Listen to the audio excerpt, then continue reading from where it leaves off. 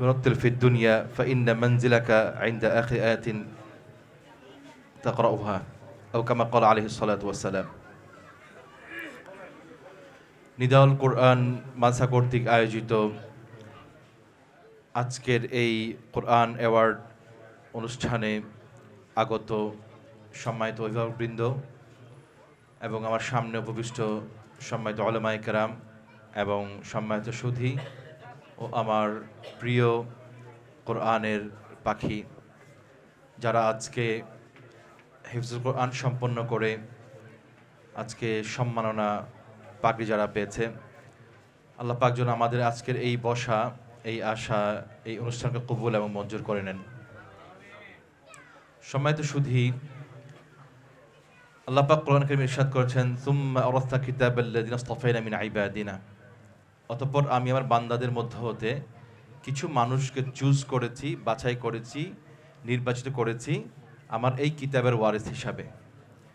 আমরা যদি এই আয়াতের তাফসীরের দিকে যদি তাকাই বা ব্যাখ্যার দিকে যদি তাকাই, তাহলে দেখতে পাই যে পৃথিবীর মধ্যে এই কোরআন নাজিল হওয়া থেকে নিয়ে কিয়ামত পর্যন্ত যত মানব আসবে, যত মানুষ আসবে, এই শত শত কোটি মানুষের মধ্য হতে কিছু মানুষকে আল্লাহ পাক বাছাই করেছেন এই কোরআনের ওয়ারিস হিসাবে। এর অর্থ কি?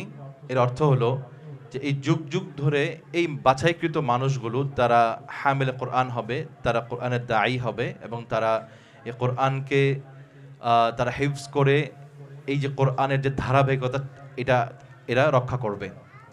আল্লাহ পাক এদেরকে বাছাই করেছে এই কোরআনের জন্য। আজকে যারা এখানে প্যারেন্টসরা এসেছেন, উপস্থিত হয়েছেন, আমি তো মনে করি আপনারা আসলে অত্যন্ত সৌভাগ্যবান পিতামাতা, কারণ আপনার সন্তানকে আল্লাহ বাছাই করেছেন এই কোরআনের হামিল হিসাবে। আমি মনে করি যে এর চাইতে পৃথিবীর মানে সৌভাগ্যবান পিতামাতা আমার মনে হয় আর কিছুতে নেই। হাদিসে আল্লাহ রাসূল বলেছেন, খায়রুকুম মান তাআল্লামাল কুরআনা ওয়া আল্লামাহ, তোমাদের মধ্যে সর্বোত্তম ব্যক্তি হচ্ছে সে যে কোরআন শিখে অপরকে শিক্ষা দেয়। এই হাদিস থেকে আমরা বুঝতে পারি যে উম্মতের মধ্যে তারাই হচ্ছে সর্বশ্রেষ্ঠ যারা নিজে কোরআন শিখে অপরকে শিক্ষা দেয়। কোরআনের আয়াত, অপরদিকে হাদিস, এখান থেকে আমরা স্পষ্ট বার্তা পাচ্ছি যে যারা হামিলে কোরআন হয়, যারা হাফেজ কোরআন হয়, এদের মর্যাদা আল্লাহ রাসূল অলরেডি সার্টিফিকেট দিয়ে গেছেন যে খায়রুকুম মান তাআল্লামাল কুরআনা ওয়া আল্লামা। তিনি বলেননি খায়রুকুম মান তাআল্লামাল হান্দাসা আও আত-তিব আও কাযা আও কাযা আও কাযা। তিনি কি বলেছেন? খায়রুকুম মান তাআল্লামাল কুরআনা ওয়া আল্লামা। স্পষ্ট ভাষায় বলেছেন যে নিজে কোরআন শিখে এবং অপরকে শিক্ষা দেয়। আপনাদের এই সন্তানগুলো আজকে তারা কোরআন হিফজ সম্পন্ন করে তারা সম্মাননা পেয়েছে, তারা কোরআন শিখেছে, ভবিষ্যতে তারা কোরআন শেখাবে। আপনার সন্তান হচ্ছে সর্বশ্রেষ্ঠ ব্যক্তিদের মধ্যে অন্তর্ভুক্ত। তো আমি তো মনে করি আজকে আপনাদের গৌরবের দিন, আজকে আপনাদের জন্য সম্মানের দিন।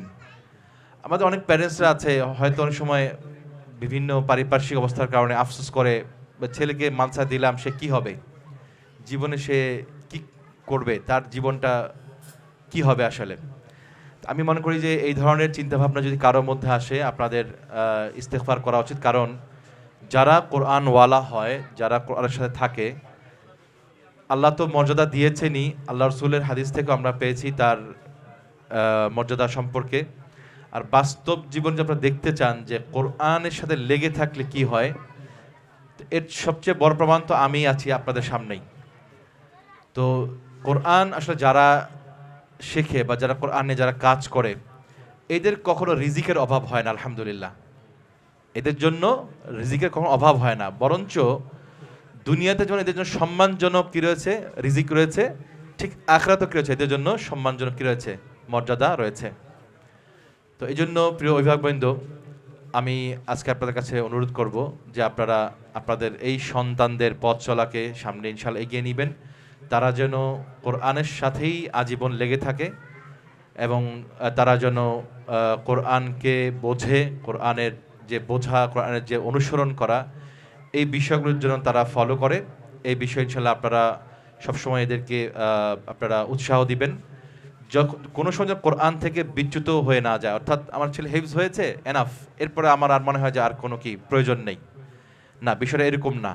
সে এখন শুধু হিফজ করেছে, তার সামনের যে পথ চলা আছে কোরআন সে বুঝবে, মানুষকে বোঝাবে, এরপর সে আমল করবে এবং সে উম্মার জন্য সে কাজ করবে। তো এইটা যেন তার মধ্যে যেন সে কন্টিনিউ সে যেন করে, এটা যেন থেমে না যায়, এইটুকু অনুরোধ আমি ইনশাআল্লাহ আপনাদের কাছে করব। আর শিক্ষার্থী যারা আজকে পাগড়ি পেয়েছে তাদের উদ্দেশ্যে আমার এইটুকুই নাসিহা থাকবে যে তোমরা আলহামদুলিল্লাহ হিফজ সম্পন্ন করেছো, তবে তোমাদের ইখলাস তোমাদের মধ্যে থাকতে হবে।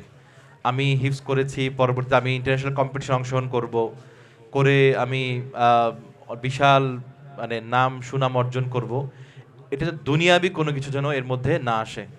পুরোপুরি আল্লাহর জন্য আমার এই কোরআন হিফজ করা, আমার এই কোরআনের পথ চলা, মানুষকে কোরআন শেখানো, এর পুরোটাই যেন হয় আল্লাহর জন্য, লিওয়াজহিল্লাহ।